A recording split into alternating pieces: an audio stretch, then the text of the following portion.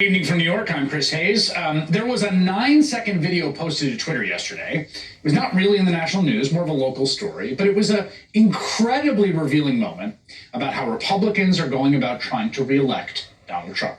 So here's what happens. There's a reporter. His name is Matt Smith. Matt's with WISNT TV out of Milwaukee, Wisconsin, Channel 12. He camped out at the Elections Commission building in Madison. And this is what he got. How many signatures did you collect?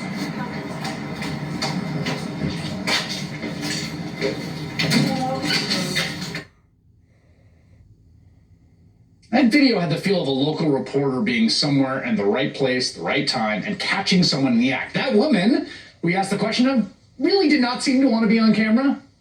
And there's a really good reason for that. The woman you see there, right there, giving me no comment, she is a Wisconsin lawyer. Her name is Lane Ruland. And as recently as last week, Lane Ruland was representing Donald Trump's presidential campaign in court. She's a Republican elections lawyer who worked for the Republican National Committee during the 2016 recount in Wisconsin, okay? But she was not at the Elections Commission building doing business for the President of the United States or for the Trump campaign, no. She was dropping off ballot signatures in an effort to get this man on the presidential ballot in Wisconsin, KANYE West, one of the most famous people in the country who is kind of, sort of running for president, though he has no real platform and it's unclear if this is like a real thing or not. But there was a filing deadline yesterday in Wisconsin. And so what did you have? You had this a Republican election lawyer who works for Trump's campaign, who worked on the 2016 election trying to get him elected, trying to get KANYE West on the ballot. And it was not just her. At least 5 Republicans are involved in trying to get West on the ballot in various states, including a convention delegate for Donald Trump and a guy who was under consideration to be Trump's campaign manager in 2015. Basically, most everyone involved in Kanye West's sort of presidential campaign, if you can even call that, they're all just Republican hacks. And I'm going to talk to a reporter who's been doing great deep dives on who these people are and what they're up to in just a moment. But all of this makes something really clear, which is this. Republicans know that Donald Trump cannot win with a majority of the country. We all know that, right? That ship has sailed. I mean, look at the polls. Trump has not had a 50% approval rating at any point in his entire presidency. In the 538 polling average, he's just a little above 40% right now. Down near like the bottom where his floor is, around 40. He is just extremely and enduringly unpopular from when he was elected to now. It's also fair to say that based on the data we have, that Trump's absolute ceiling in a popular vote is probably around the 46% of the vote he got last time. That's the top, okay? So think about this.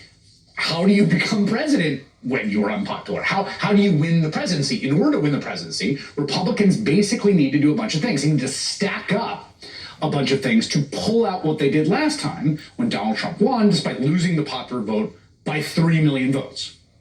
One thing they have to do is try to split the anti-Trump vote, because remember, that's a majority of the country. Has been since the day he was elected. Remember, in 2016, there were a handful of third-party candidates. You had Jill Stein, you had Gary Johnson, and there was Evan McMullin, among others. Combined, they won nearly 8 million votes. And now, in the absence of any other notable spoiler candidates, Republicans are obviously pinning their hopes on Kanye West to siphon off enough votes to squeeze Donald Trump through. But that's just one part of the strategy, right? That alone is not enough. You also need to make it hard for people to vote, to try to suppress the votes of Democratic voters, which the Republican Party is aggressively trying to do. And then they also have to hope in the next few months, say, Russia delivers or some other foreign adversary. They give them some big gift they can use. I don't know, a big hack trove of Hunter Biden emails.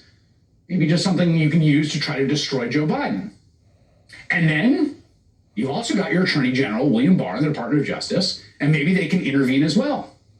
And maybe when you stack all that up, all those sort of dirty tricks, that's enough to get your wildly unpopular candidate overseeing a once-in-a-century catastrophe with 160,000 dead Americans elected president. It feels like a totally different strategy for victory than we have ever seen. But part of it is not completely new, right? I mean, back when Richard Nixon's henchmen the criminals who helped him, who ended up going to jail, when they were doing this kind of thing, they had a name for it. They called it rat copulating, though they used a more obscene version of that phrase. And one of the number one operatives in the country who specializes in doing that is a guy with a Nixon tattoo on his back who, lo and behold, is a friend of the president and just got his sentence commuted, so he's out of jail and free to roam. Roger Stone. Here's what he was up to back in 2000.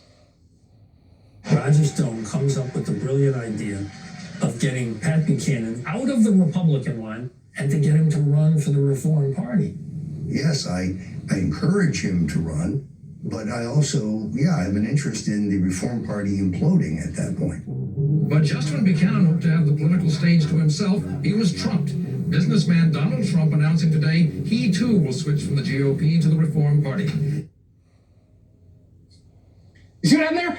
Buchanan is a threat to the Republicans because he's going to split the Republican vote. Roger Stone gets him over in the Reform Party and then gets Donald Trump to jump in as well. The Republican Party has to do this kind of thing. It's been doing it since Nixon, obviously, and probably before, but particularly now. It is not a majoritarian party. It is not even close. And when you start strategizing how to keep the presidency with a minority of voters, when you accept you represent a minority, this is what it starts to look like. Lane Ruland scampering into that office, voter suppression, improper influence from your cronies in government, and that cynical effort to use Kanye West to your advantage. Joining me now is Cameron Joseph.